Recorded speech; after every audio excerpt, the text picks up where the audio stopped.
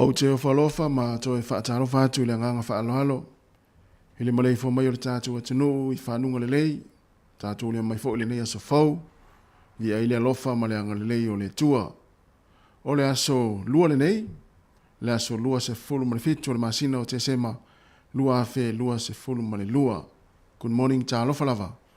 E o le maia, tātu sauninga alo to le nei tai au. O le ata ita ielea e le sunga i le whaafengainga. Reverend Oliver Tiai, o le kalesia whaapuaptonga Kerisiano Samoa e puni low heart. E o si maia le whaafonga.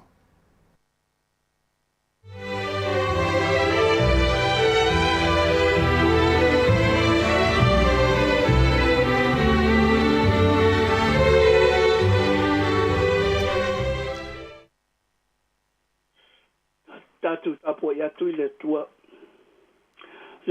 e faia se loto mamamua ma e fa foina se loto mau i tonu ya te tatu talo mo le ngang pa ia le tua se o mata wala fai menuia i le nei tai ao o i lato o le ufa tua o e o fatasi mai i le nei fa sala longa mata o te batu le tapu inga o le loto fa fitai malevi inga i la ufio wa o matu tonu ana lese no lava le mana o la ufio malo o lofa tu noa o matu le maua mai fo i le nei tu aso le aso o fa o popu fo i le aso soifua malo matu wola fa fitai tama ai fa lata atu ma le loto maulalo le ali e fa uina o matu loto tapua i taito atasi le mana o lo wanga pa ia mātou tāpua i le awa manamingao. Whasirisirina i pēr, laulawa fio malousu a whapaia. I le soifua, malo mātou wola tāpua. I lo suafa Yesu o mātou wole mavala au tuai. Amene. Me inga spuma le lima tātou te pese ai. Lo mātou tama e whafofo mai I la mātou nei vinga e awai mau angelu I le whawhetai e vivi ai Le ali Iesu o le whaamanu o la mātou le taulanga ia te oi le whaitoanga o le tasi oe ia I mātou nei le anganga sae wangalu e oe o lo mana ua mawhaia o na mawai nei le ola I o talia mai le nei whaafetai e fia whamanu e fia whaafetai ia te oe le tonu tasi le tamau le ano pele a tola wafio le anganga sai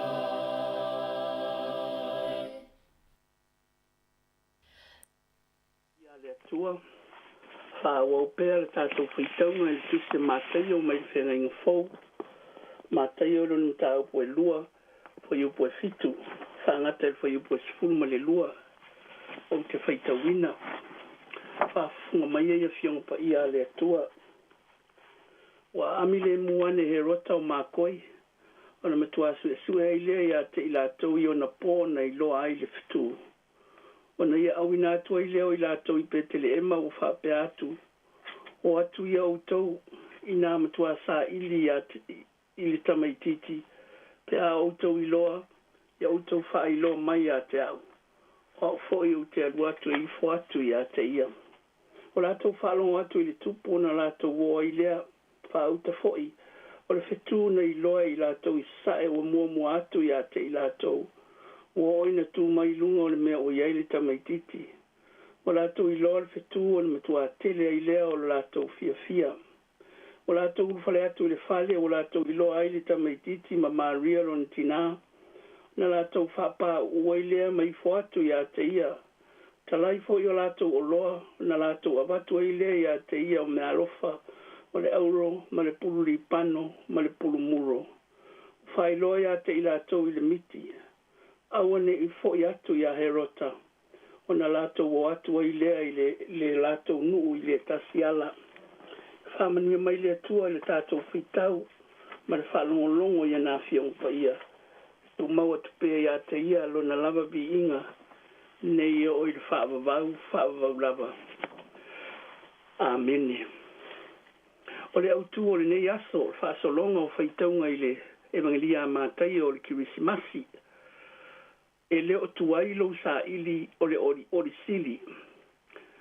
It is not too late to find great joy. O atu ia utou I nā mtua sa ili I le tamaititi. Pe a utou I loa, ia utou whailo mai a te au. O au fo I o te alu atu e ifo I a te ia. O umana whaile suenga herota. Wha te ia fo I o ia. Tala wa au mai la o staulanga sili ma le au whaitaulanga. Wha maunga pe ona tawane I tusi sa tusia I ona pō. Pe te le ema I le nua yuta. Wha nau mai ai I le mesia valo ia. O le tupu o tangata I utaia. Pe te le ema I le winga mai ngana e Peru. O le whale o mea ai. Po le whale o le whalawa, po le areto, a house of bread. O le ngana e whailo ai le nuuna, so I fua ai e sur whaola. Whangaina le ola o tangata I le ngata I le tino, a le ola whale anganga pio nei e whitalai, o au nei le areto ma le ola. O le nuu pete le ema ua whaiatu iai le tupu o herota I leo mākoi, o maina o. A whaitou te maua le tamaititi, ia o tau whailo mai a te ia. O na lato wofia fia lea, peo le mori mau o le tustala. Ana manato le au tustala, e fōringa I le ngangana, ma wha maunga o le tala I le atu le au mākoi. E leo le pōtonu o le nā soifua mai e ke riso. Pe vai aso, pe lua vai aso muriane. O le taunu ai leo le whainga malanga. E leo se whainga malanga na whaafua beta. O le whainga malanga ua alu ma le fia tausanga o tā pena. O whaitau ma sue. I o lātou tō mai whaasai nisi, ma le lātou suenga I ngā sora inga o tupu. I lea nuu ma lea nuu o Asia. Ma sa e tūtu tonu ia o na pō. Ua lewa o na lātou whātaritali I le taimi ua malanga atu ai. Ina ua lātou I loa. Ua tū mai le whetū. Sa fola ma walo ia I tustu singa sa lātou suesue ai. Lea ua awina atu I lātou e herota. O le maota na afe ai e ui. Lātou te le iloa. Pe ui fo I e whaisi tuai. Ai ua whātau nuu. Le anganga o le tangata taritonu ma le whātuatua. E iai se mea tele. E iai se tangata Tautua. Ua whanau mai I le larolang. Ua lātou wō. Whai mai ua lātou muri pēa I le whetū. O na tū mai lea o le whetū I le mea o iai le tamaititi. Ua lātou fia. Ua lātou oli. Ua lātou uru whale atu o maua Maria ma le tamaititi. O na fola lea o lātou alofa anga o mea alofa tautupu o le auro o le pulu pano ma le pulu muro. O maata ua anangata tau ngata. Le suau umanongi o whao unga o tupu. O mea alofa tautupu. Mai le isi tupu ma le wha alo I le whanau mai o le isi tupu. O le ale tala o tātou maua. O le tala i le tangata o matua te tala lo na loto i le whaafitai. O te tala le loto e ui ina i leo si tangata, e ui e leo ni tangata. Sa lato muli muli le talitonunga whaakerusiano, ma le tala le leia i Yesu Keriso. A sa lato talitonu, e iai le tangata siri siri ese o whanau mai. Peio na lato i loa i nā vai tau. O lato i loa le whetu, o na matua tele ai lea o lo lato fia fia. Whai unga o le tala peio na tātou i loa. O whai loa e le angelu i le au mākoi. Aua ne i toe fo iatu i a herota. A i a lato o atu i lo lato nuu i le tasiana. Au whaafonga i le nei tae au.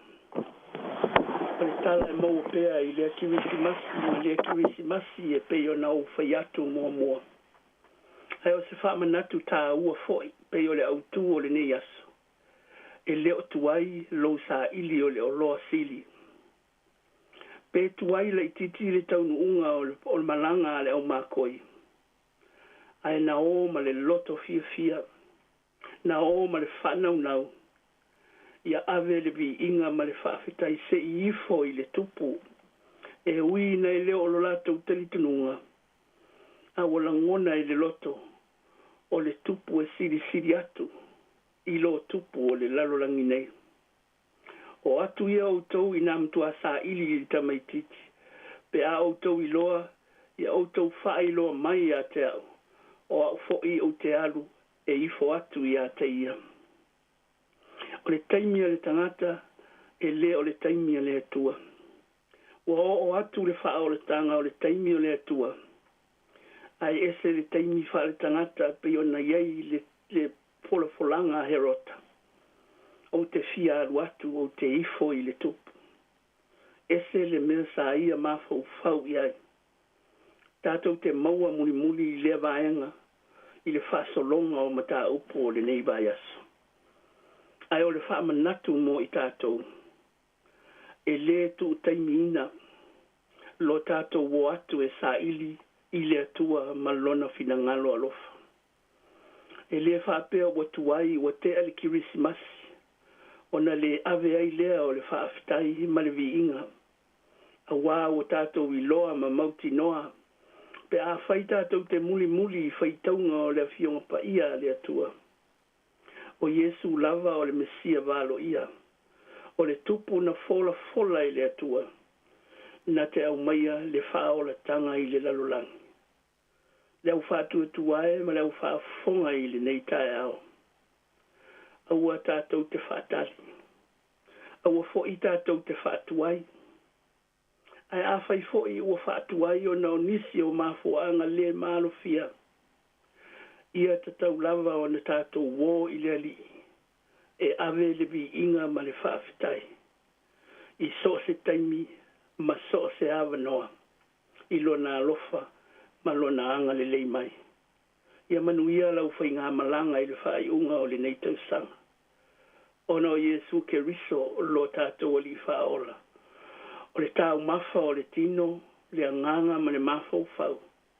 Na whanau mai le whalepovi i le aai o mea ai ma le areto. Na maliu i le sātauro na toi tu manu malo. Le manu malo lea ua foa i mai ai le anganga pa ia. E iai pea mai tātou i taimi uma. E le whaatuai ei foi. Pe whaatino i le taimi e te le fina ngalo iai. Ai tātou whaia le mea e tatau i le silafanga le atua. Tātou sa ili i le ori sili o le li. E manuia ai lau kirisimasi ma le tausang fau. Amene. Tātou titalo le atua lo mātou tamā. Mātou whaalongo fo i ma le loto maulalo i le wheau o le neitae au. E le whaatuai i mātou. E tuawa noa pēr la o fio i o mātou o langa pisi i mea o le ola nei. Ai ao i na mātou o atu e watu le vi inga ma le whaafitai. E iai fo i o le nei tae ao i le au whaafonga mai mātou uma o awai i le nei tāpua inga. Whaafitai le atua wa e ui lava i na whaatele tele ngese le tangata i ona taimi ma ona awa noa. a o lo alofa whamaoni ia I mātou. E te alofa pea, ma e alofa pea. Pei lava ona whaalia I le fio mai o ke riso. Le whamaoni o lau fola folanga I le alofa tu noa ma le wha o le tanga. E whaia e lau fio mo I mātou ma le lalolangi anga sala. Whaafetai le au mākoi, whaamanatu ia I mātou. I le tele o awala ese I le whaingatā, I le ae maunga, le ifo wanu. Tau sanga mataimi sa sue ma sa ili I le ori moni. Ia whaapea fo I o na mātou ono sa ia. Lo mātou wola wha le whātua. Ina ia mātou ono sa I matu mau. E sa ili ti ngā ma whaingatā o le ola nei. Ia mātou maua le whaolo tanga mai a ke riso. Whawhetai le anganga pa ia o lo mawhutaina pea lo mātou wola. Taimi o ti ngā ma mawhutianga. Taimi o le whime me ai.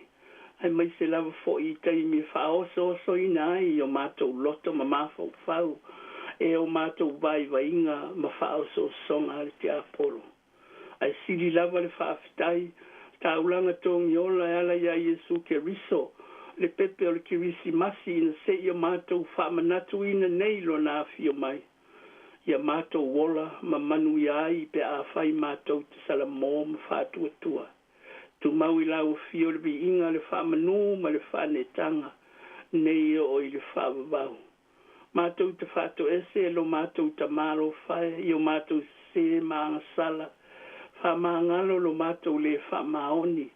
Whamangalo lo mātou whātua tuai, ma lo mātou whaiwhaianga, mātou te o atu I lau fio, e avatu le vi inga ma le whaapitai, e sa ili foi, le manu ia ma I lau fio, o mātou whalango lango I lo mātou I loa ma lo mātou malosi, o mātou whalango lango foi I e mātou te mawai mea o le ola nei, e fua iai la mātou loto whaapitai I lau fio. Leli ie lo mātou tamā. Whamangalo I mātou o taitai o ainga manuu mai kālesia mātunu. Pe a whaifoi wa le mwhai o na mātou taitai o mātou au ainga matangata. I le upu moni ala au fio. E ala ia Yesu ke riso I le nei foi ke risimasi. Ai wha mua pea I mātou. O mātou o herota o nei o na pō. O mātou wa ai wha pito. Ma ba ai wha ai tu au. Ai a wha ina ai lau tala le lei te tonu a inga manuu mai kālesia. Leli ie, wha māngalo I mātou li toto Yesu ke riso lo mātou ali whaola. Mātou te tālo ta mā, wha au ina I mātou I le mana o lo wanganga pa ia. Wha māla malama le whi au le tala le lei fina ngalo maloto. Wha tupu whea Patupu pea foi le mātou loto fia e tāpua I lea aso ma lea aso I lau fio e avatu le vi inga ma le whaafetai.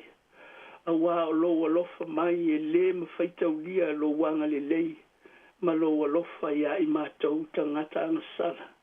Whaamanuia le au whaafonga I nai o mātou ta māma tina mātutua e maise I lātou uma o lo whaipea ma fia fianga. Le awa I mai tāpua inga I lea tae au, ma lea tae au. Whamanuia fo I ta mā I lātou o maua I whanoanoanga, mā whitanga mōtu sia, o na o lau wala au pa ia I le maliu malioti. Mātou tālu sia I fo I le kālia sia o ao le whakasa I Samoa mātunu I whafo. O lau wala au pa ia o whaafe le whainga malanga le sui tai fono o le kālia sia. Leli ie.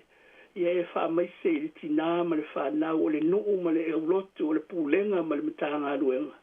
Ai maise le kālesia o ao se tasi o taitai o le kālesia. Ua whaia lava lo lava fina ngalo alofa.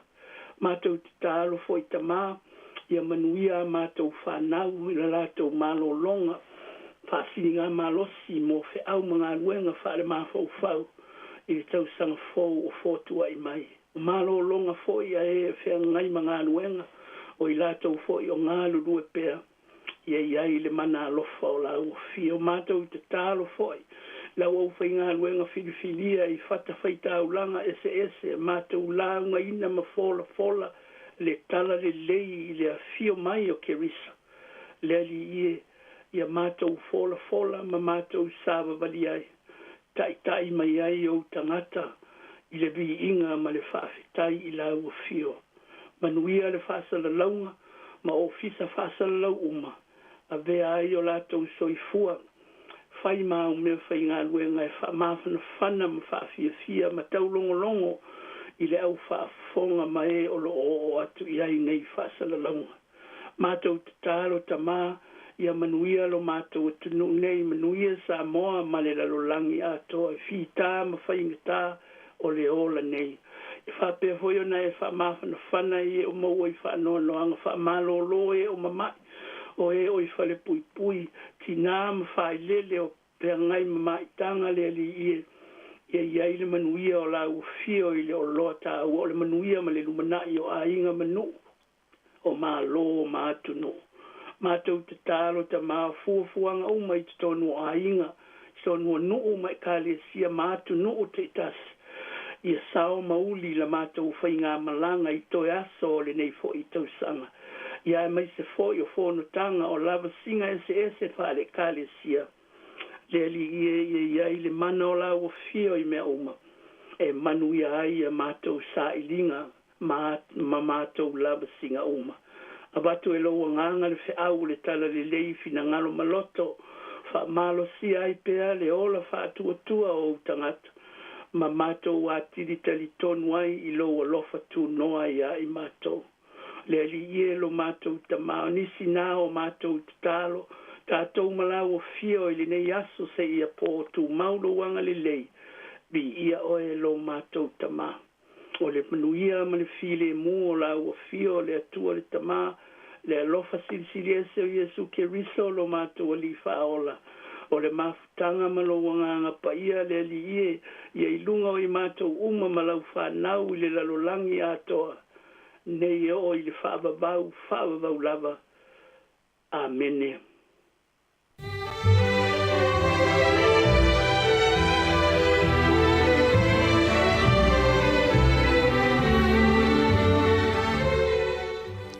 O le tātou sauninga lotu na nai pei o na whaafonga iai tātou atunu, taita ia le sunga i le whaafengainga, Reverend Oliver Tia i o le Kalesia whaapoptonga Kerisiano Samoa i lo wahati Wellingtone. E mole tuai le nganga whaaftaitele i lau sunga le whaafengainga, mole tāpena ina mai o le tātou sauninga lotu whaaftai o le nei tai au, e tō matau ina i fo i fuafuanga o le awhenga iai le tātou atunu o le nei aso, ia mana le alo le upu, ia i le tātou atunu. O whaamnianga foi, ia mole atu i lau sunga le whaafengainga, ia whape fo le no whaalo, ia whape fo i le pa i o le Kalesia whaaftai tele lava. Ua luas fulfaa minute o te enei le fitu o le sifonga la mwe Wellingtone, o le vi inga o le atua, ia ona whanga solo atua le tātou puklame le atu le tai au, ia leo le a Tautua mai le uso mai Samoa, ia pia mai al tātou pese le nei.